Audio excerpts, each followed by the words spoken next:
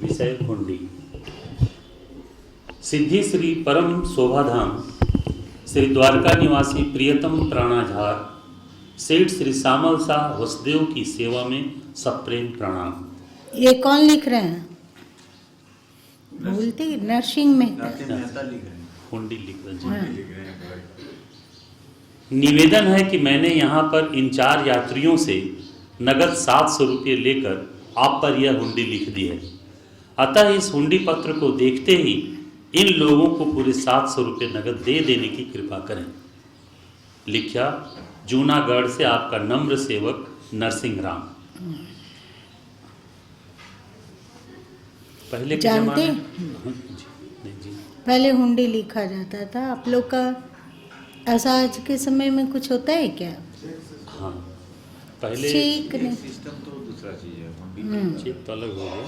हुंडी लिख दिया जाता था ताकि यहाँ रुपया यहाँ ले लिया जाता और हुंडी लिख के दे दिया जाता था, और जिसके ऊपर हुंडी लिखा जाता था वो उसका देनदार हो जाता था। आप लोग क्या ये जानते हैं कि नरसिंह मेहता ब्राह्मण थे? नागर ब्राह्मण थे ना। पहले के समय में लोग अपने नाम के पीछे राम जोड़ा करते थे, चाहे वो ब्राह्मण हो, चाहे क्षत्रिय हो, चाहे वैश्य हो, चाहे शूद्र हो, जो कि उनका राम के प्रति प्रेम और समर्पण को दर्शाता था। आज राम सिमटते सिमटते कहाँ चला गया?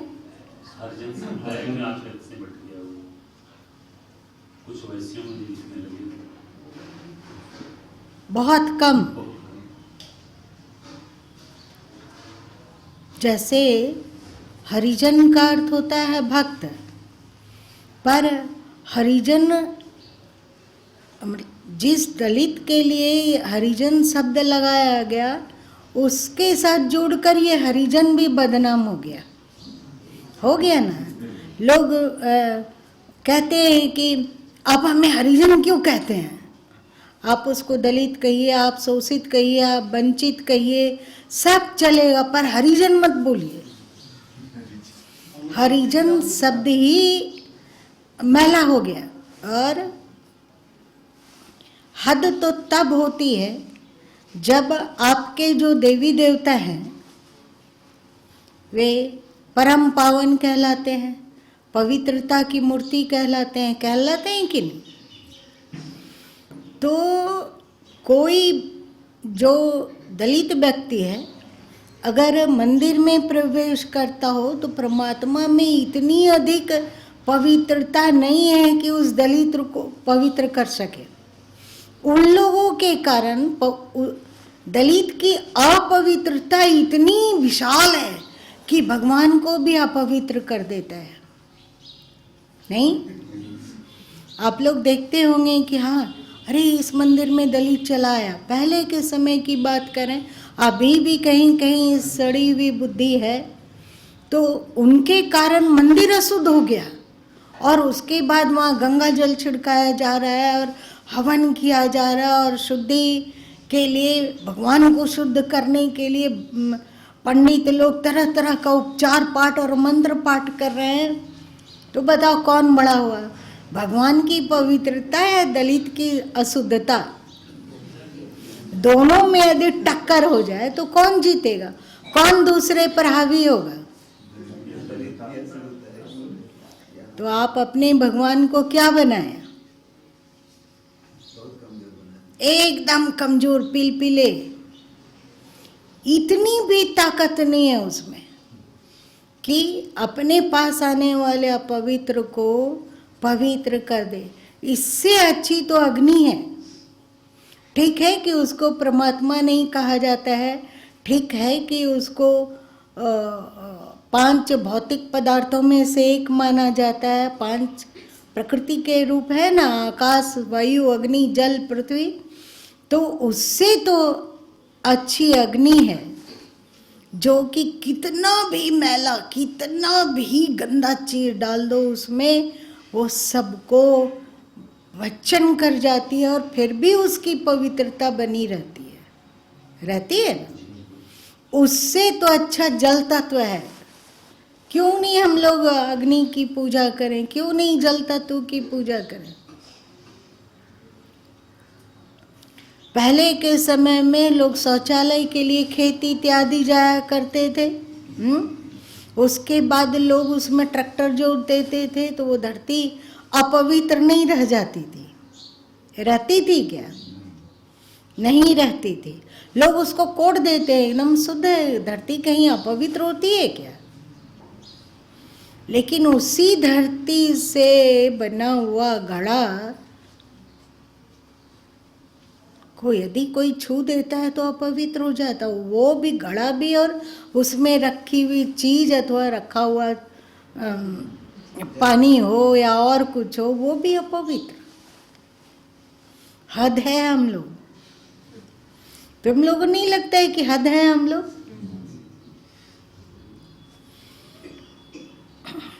ये गुरु माँ इसीलिए बोल रहे हैं कि इसमें अपने आप को, अपने नाम के पीछे राम लगाया गया। देखिए, नरसिंह राम। नरसिंह राम।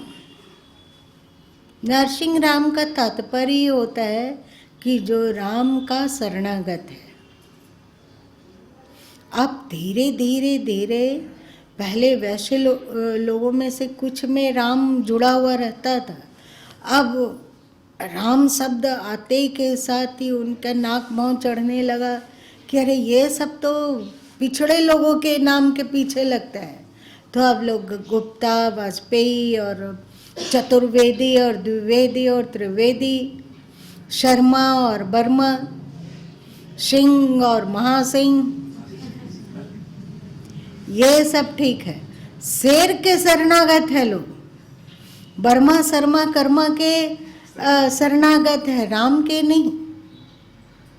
कहीं एक दिन ऐसा ना आ जाए कि जो अभी अपने नाम के पीछे राम लगाते हैं वो भी कहने लगे कि राम तो दलित की पहचान है, राम को हटाओ, तो फिर वे भी शर्मा वर्मा तर्मा लगाना शुरू करेंगे, है ना? लगाने भी लगे हैं। राम का तात्पर्य हो गया पिछड़ा, निम्न पहचान। क्या हिंदू है? गर्व से कहो।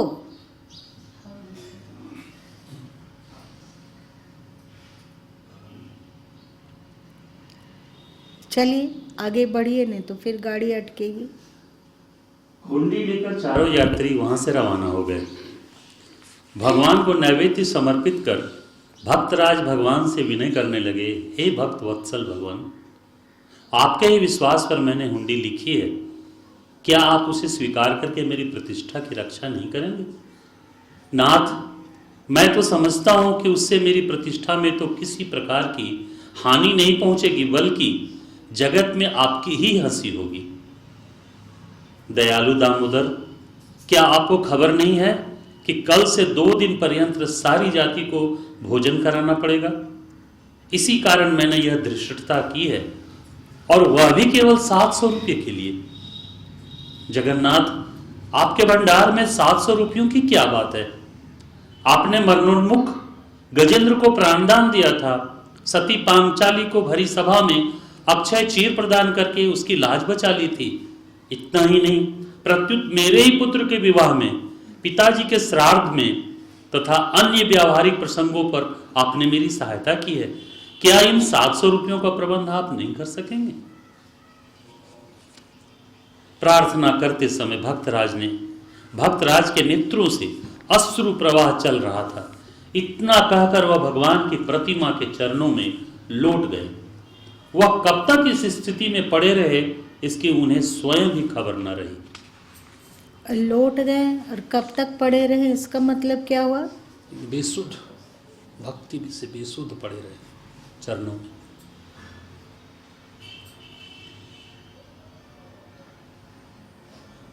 ऐसी प्रार्थना ये दिखलाता है कि भक्त बहुत सरल है।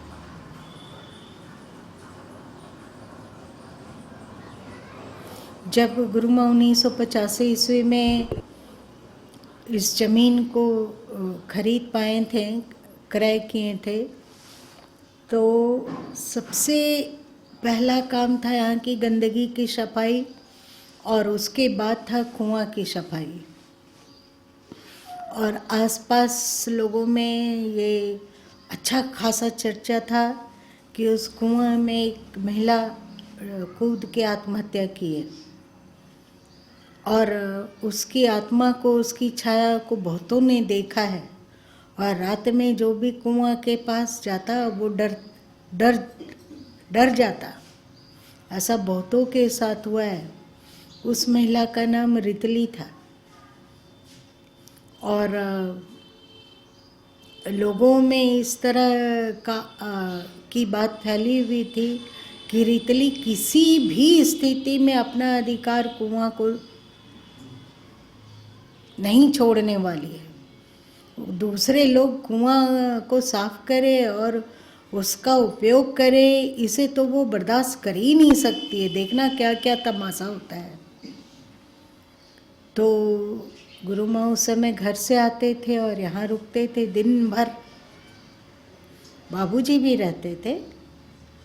ऐसे ऐसे जब ज़्यादा काम हो तो, और विनय था तो वो छोटा था, तो वो भी मेरे साथ ही रहता था।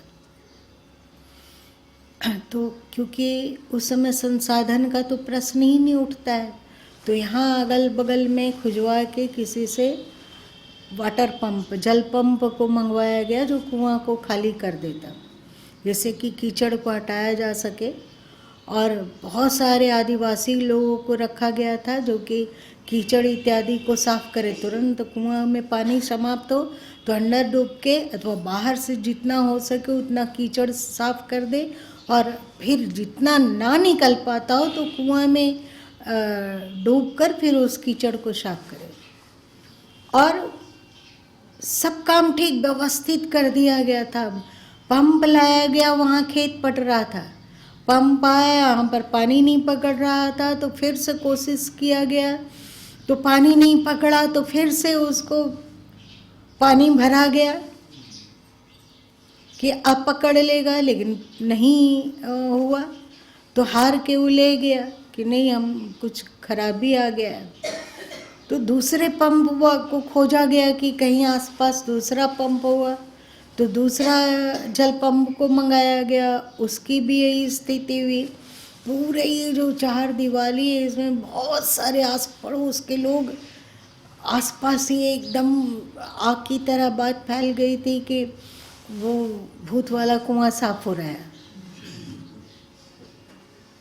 सबके सब तमाशा बीन बने देख रहे थे। दूसरा मोटर आया, वो भी नहीं चला, और सबको एकदम एक तरह से रितली की जय जयकार होने लगी थी। गुरु माँ अकेले। तो भगवान से प्रार्थना हुआ कि सोचिए प्रभु, एक आत्मा जिसके स्वामी आप हैं और आप तो परमात्मा हैं, तो दिखलाया जा रहा है कि भूत प्रेत में शक्ति ज़्यादा होती है, परमात्मा में शक्ति कम होती है। लोग तो यही कहेंगे ना कि वे यहाँ आश्रम बनाने आए हैं, श्वेत वस्त्र धारण किए हुए हैं, एक सन्यासी हैं, और देखो भूत ने परमात्मा और एक सन्यासी की ऐसी की तैसी कर दी। एकदम हृदय भावुक हो गया था, भर आया था कि भगवान आप अब की फिर से पंप आ रहा है, अब की नाटक मत कीजिएगा प्लीज।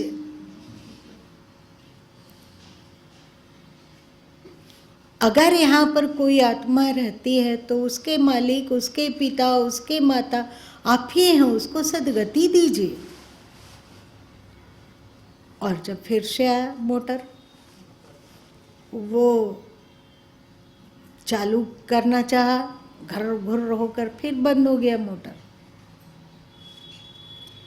गुरु माँ उधर ही एक बैर का भी पेड़ था, उस पेड़ के नीचे जाकर 2 बूंद आंसू टपका कि भगवान आप कहाँ हैं। और सबके सब आस पास हो हल्ला शोर गुल बढ़ता जा रहा था। और उसके बाद वहाँ से आके बोले कि मोटर को चालू कीजिए, और बिना कुछ उसमें उपचार के चालू करने पर मोटर चला, कुआं साफ हुआ। जैसे जैसे कुआं साफ होने लगा वैसे वैसे जो रितली की जय जयकार लोग कर रहे थे उसमें कमी आई, और लोग चुप हुए और श्रद्धा से युक्त होकर देखने लगे कि कुआं से क्या क्या साफ हो रहा है, क्या क्या निकल रहा है। जीवन में ऐसी घटनाएं कई घटती है। कभी कभी ऐसा भी होता है कि कुछ बोलो तो वे उल्टा करते हैं, कुछ प्रार्थना करो तो उल्टा करते हैं। वो उस समय माइंड में ले लेते हैं कि हमसे ज़्यादा आवश्यकता इनको इसी चीज़ की है, तो लो चखो मजा। एक होता है ना, तो ऐसा अभी कभी कभी ईश्वर को करते देखा गया है। और कभी कभी टेढ़ी मेढ़ी विचित्र असंभव प्रार्थना भी की गई है जो कि पूरी होते देखा गया। वस्तुतः उस ईश्वर में कमी नहीं है, हम लोगों की भक्ति में कमी है। वो ईश्वर बहरा नहीं हो गया है, हम लोगों को पुकारना नहीं आता, हम लोगों का मन का तार ईश्वर से जुड़ा ही नहीं हुआ है, इसीलिए ऐसा ऐसा हो जाता है। इसीलिए प्रार्थना अनसुनी कर दी जाती है। यदि हम लोग अपने मन के तार को ईश्वर से जोड़ सके, और जो हमारे पूर्वज लोग कभी नाम के पीछे राम इत्यादि लगाने का प्रचलन चलाए, मतलब क्या है कि हम लोग राम की शरण में हैं। बचपन की बात याद है गुरु माँ को, उधर जहाँ भी बिना लोग घर बना रहा उसके आगे एक बहुत बड़ी जमीन थी, तो हम लोग को बाबूजी लोग कभी कभी ले जाते थे, तो हम लोग साइकिल के सामने बैठते थे और बाबूजी साइकिल चलाते थे। तो देखते थे गुजरने पर, साइकिल गुजर रही है, बहुत सारे लोग जान पहचान के मिल जा रहे हैं, तो अभिवादन में वे लोग क्या बोलते थे? जय राम जी की, जय गोपाल, ऐसे ही। तो कितने लोगों में आदान प्रदान होता था, जय गोपाल, जय श्री राम की, ऐसा अभिवादन होता चल जाता था। आज हम लोग सिमटते जा रहे हैं। अब अभिवादन के लिए पहले तो नमस्ते आया, नमस्कार आया, अब good morning, good morning, morning को तो गुड कह रहे हैं, पर उसमें राम का सुमिरन हो, गोविंद का सुमिरन हो, गोपाल का सुमिरन हो, ये सब हटते जा रहा है। अब हम लोग के लिए राम गोविंद गोपाल से ज़्यादा महत्वपूर्ण मॉर्निंग हो गया। पहले हम लोगों के दिनचर्या से, हम लोगों के कार्यकलाप से, हम लोगों के रीति रिवाज से, हम लोगों के बोल व्यवहार से केवल और केवल ईश्वर भक्ति टपकती थी। नहीं, नाम वगैरह भी पहले ईश्वर परक रखा जाता था, जैसे गोविंद, गोपाल, राम, कृष्ण और शिव, शंभु, भोला, इस तरह का ईश्वर परक नाम होता था। और आज क्या नाम होता है?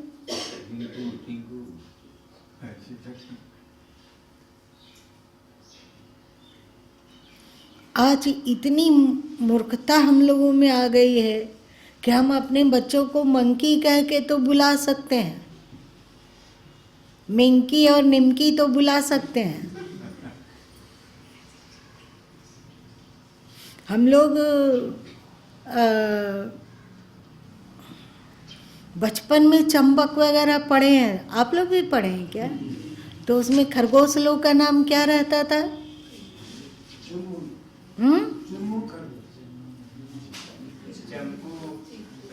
चिंकू, यही सब चिंकू मिंकू की कहानी खरगोश में प्रसिद्ध था चंपक वगैरह के द्वारा। तो शायद चंपक के द्वारा ही लोगों को सूझा होगा कि हम अपने बच्चों का नाम चिंकू पिंकू कर देते हैं। खरगोश का नाम प्यारा लगता है पर ईश्वर का नाम प्यारा नहीं लगता है। हम लोग उन्नति कर रहे हैं या अवनति कर रहे हैं? पहले हम परमात्मा तक पहुंचने की यात्रा कर रहे होते थे, आज हम लोग प्रकृति में लौटने, प्रकृति के कीचड़ में लौटने पोटने की ओर अग्रसर हो रहे हैं। बताओ आज के कितने प्रतिशत नाम ईश्वरवाचक होंगे? अगर ईश्वरवाचक नाम कोई रखता भी है तो अभी भी वो पिछड़ा वर्ग ही है, जो अपने आप को सवर्ण कहते हैं और अगड़ा कहते हैं और क्या कहते हैं, और क्या कहते हैं, फॉरवर्ड। फॉरवर्ड कहते हैं। उसका नाम तो अब अजीब तजीब होने लगा।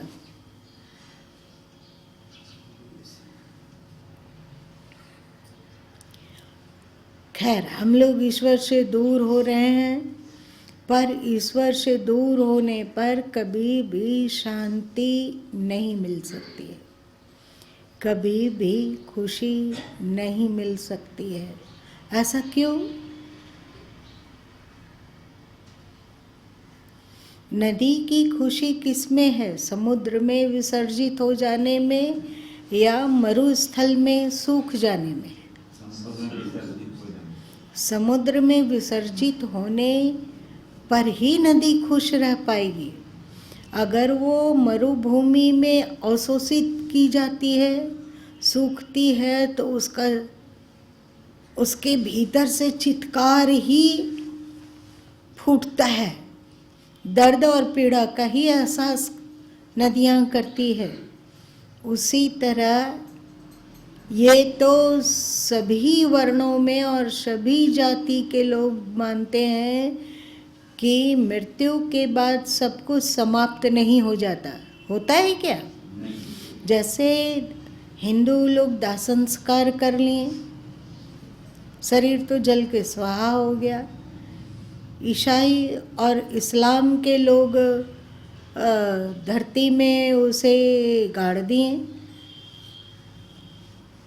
वहाँ भी शरीर धीरे धीरे सने सने मांस इत्यादि गल गल के फिर हड्डियाँ चनक चनक के टूट टाट के धीरे धीरे नष्टता को प्राप्त होती जाती है।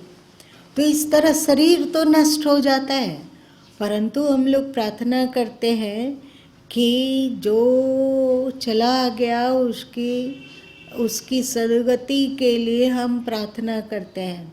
हिंदू लोग भी करता है ना श्राद्ध, मुस्लिम लोग भी करता है कि नहीं? ईसाई लोग भी अपने तरीके से करता ही है। इसका मतलब मर जाने के बाद भी कुछ बचा जो अब अपने कर्मों के अनुसार सुखी और दुखी होगा। तो जो मर जाने के बाद जो चीज़ बच गई वो शांत हो, वो सुखी रहे, वो प्रसन्न हो, उसकी सद्गति हो, वह सही दिशा की ओर अग्रसर हो, इसके लिए हिंदू लोग ईश्वर की आराधना करते हैं और मुस्लिम लोग अल्लाह अल्लाह कहते हैं और ईसाई लोग गॉड कहते हैं, लेकिन प्रार्थना तो करता है। तो वो जो चीज़ बची हुई रह गई वो है हमारी आत्मा, है ना। और अब बताओ कि ये आत्मा कहाँ से आई है? जहाँ से आया अमर वह देश वह, है ना आप लोग। जहाँ से आत्मा आई वह अमर देश है। अमर देश मतलब वह परत पर परमात्मा है। तो परमात्मा से जुड़ने पर जो शांति आत्मा को मिलेगी वो आत्मा प्रकृति से जुड़कर क्या प्राप्त कर सकेगी? नहीं कर सकती। तो हम लोगों को इस बात को हमेशा याद रखना चाहिए कि हर स्थिति में हमारा जुड़ाव परमात्मा से रहे। व्यवहार का काम शरीर से होता रहे, पर शरीर हमारा रहने का घर है, शरीर हम नहीं हैं। शरीर में हम रहते हैं जरूर हैं, पर शरीर हम नहीं हैं। इस शरीर में क्यों रहते हैं? इस शरीर में इसलिए रहते हैं जिससे कि इस शरीर के द्वारा हम परमात्मा की ओर अग्रसर हो सकें, परमात्मा की ओर बढ़ सकें, है कि नहीं? तो इस बात को याद रखो कि जीवन में भक्ति का बहुत अधिक महत्व है।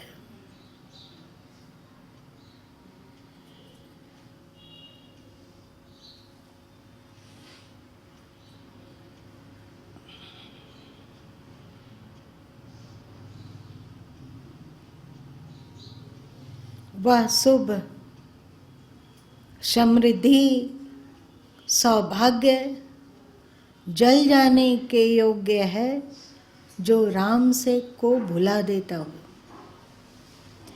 राम की स्मृति और राम में की भक्ति के साथ धन हो, घर हो, मकान हो, परिवार हो, भौतिक संपदा हो तो सब ठीक है, पर यदि ये हमें अपने आप में आशोषित कर ले, उस अपने आप में ही घुलटनियाँ लगवाने लगे, तो वो हमें नहीं चाहिए। सर्वोपरि तो एकमात्र राम की प्रीति ही है। सदगुरु कबीर साहब कहते हैं ना कि जो प्रभु को ना रुचे सो हमसे जनी होए, प्रभु आज्ञा में मैं रहूं बल बुद्धि आपा खोए।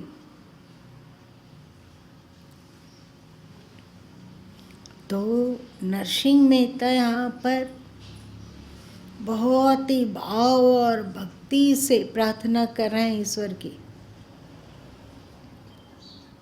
तो जहाँ भक्ति हो, जहाँ दिल का जुड़ाव, चाहे हृदय का जुड़ाव हृदयेश्वर से हो, जहाँ आत्मा का जुड़ाव परमात्मा से हो, तो वहाँ परमात्मा अवश्य प्रार्थना सुनते हैं और जो भी भौतिक जीवन के लिए आवश्यक है उस सारा सरंजाम को भी वही जुटा देते हैं।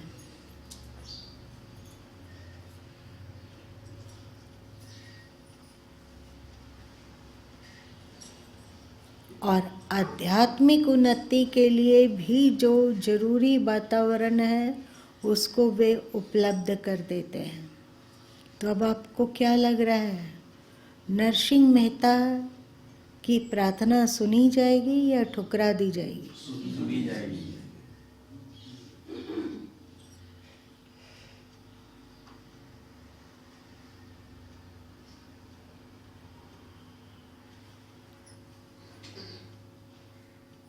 आप लोग ये भक्ति की चर्चा सुन रहे हो तो दिल में, हृदय में कुछ कुछ हवन किया जा रहा था। तो गुरु माँ ने कुछ कहा, मतलब हवन के पहले और हवन के उपरांत कुछ कहा, तो वो ईश्वर संबंधी बातें थी, इसलिए शरीर में इतना अधिक कंपन होने लगा, सिर वगैरह इस तरह कांपने लगा कि दूसरे लोग देखकर कहेंगे कि लगता है पार्किंसन रोग है, ट्रेमर उभरा है, इतना कंपन। धीरे धीरे धीरे मन को सामान्य भाव भूमि में लाते लाते वो कंपन मिटा। तो हम लोगों का होना चाहिए कि ईश्वर के बारे में सुने तो हम लोगों के अंतस्थ में ना जाने क्या कुछ होने लगी, कुछ तो अद्भुत अनुभूति होती है, अद्भुत स्थिति होती है। अब भगवान नरसिंह मेहता की प्रार्थना कैसे सुनेंगे? वो हम लोग कल सुन लेंगे।